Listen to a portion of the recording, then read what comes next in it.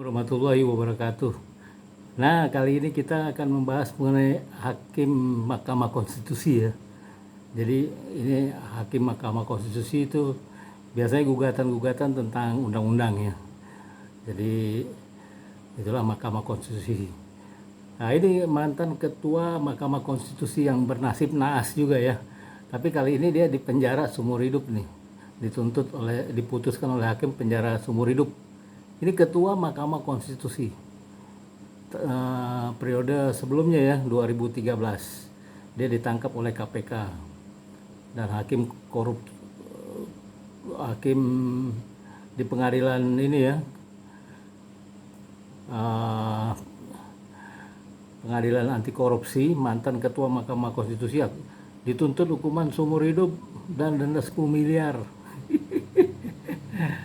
Ini karena terkait pengurusan 10 sengketa pemilihan kepala daerah di MK dan tindakan pidana pencucian uang. Nah, ini terima suap banyak ini dia nih. Ya. Jadi dia pada tahun 2014 dihukum seumur hidup. Nah, kenapa Akhil Muchtar di penjara? Nah, ini ya.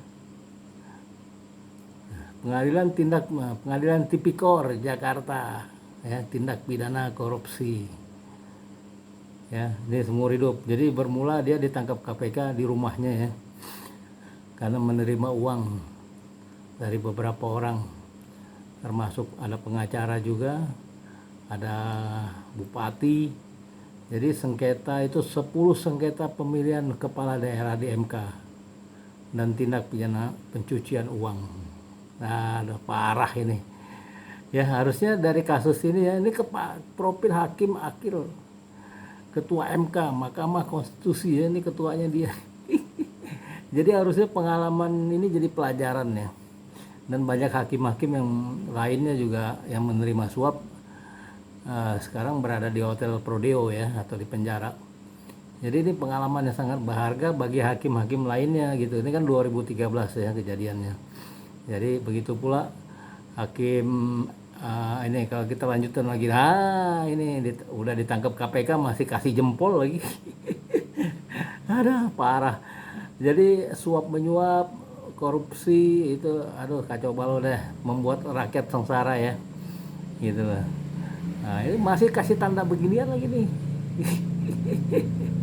Cap jempol. Waktu itu lagi rame-ramenya Facebook, jadi kasih jempol juga dia sendiri kasih jempol. Tangkap KPK udah baju orange ya. Ya. Jadi dihukum seumur hidup itu ya. Beberapa hakim lainnya juga yang terkait ini banyak yang ditangkap ya oleh KPK gitu ya. Harusnya jangan yang senior-senior ditangkap, yang ikut turut membantu, akuntan, penasehat keuangannya itu ditangkap juga ya. Jadi yang pegang uangnya di mana, siapa yang ini money changernya juga harus di blacklist ya kalau tidak melapor pembelian dolar terlalu banyak ya. Itu biasanya harus membuat laporan mungkin ke Bank Indonesia atau OJK sekarang ya, apabila ada orang yang membeli dolar terlalu banyak gitu. Nah ini dia ya.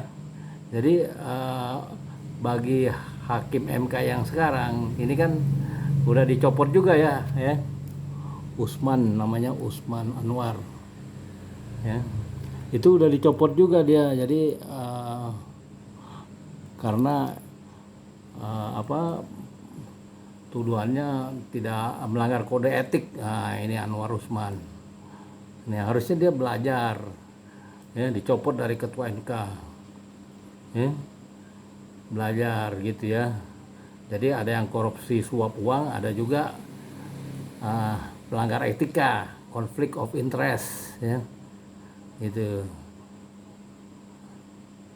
korban fitnah, tinggal dibolak-balik aja, tapi nyatanya kan sudah disidang kode etik ya. Ini katanya melanggar kode etik, jadi sekarang udah dicopot gitu ya. Nah ini jadi hakim juga harus ekstra hati-hati ya, karena godaan setannya tinggi ya, berbentuk uang, cewek lah, segala macam. Jadi untuk kedepannya para ketua MK atau hakim-hakim NK yang lainnya itu harus waspada juga ya. Jadi apa, godaan setan terlalu kuat di kursi ini nih. Ini nih kursi ini nih terlalu kuat nih godaan setannya nih. Ya. Oke, begitu aja. Wabillahi taufik walhidayah. Wassalamualaikum warahmatullahi wabarakatuh.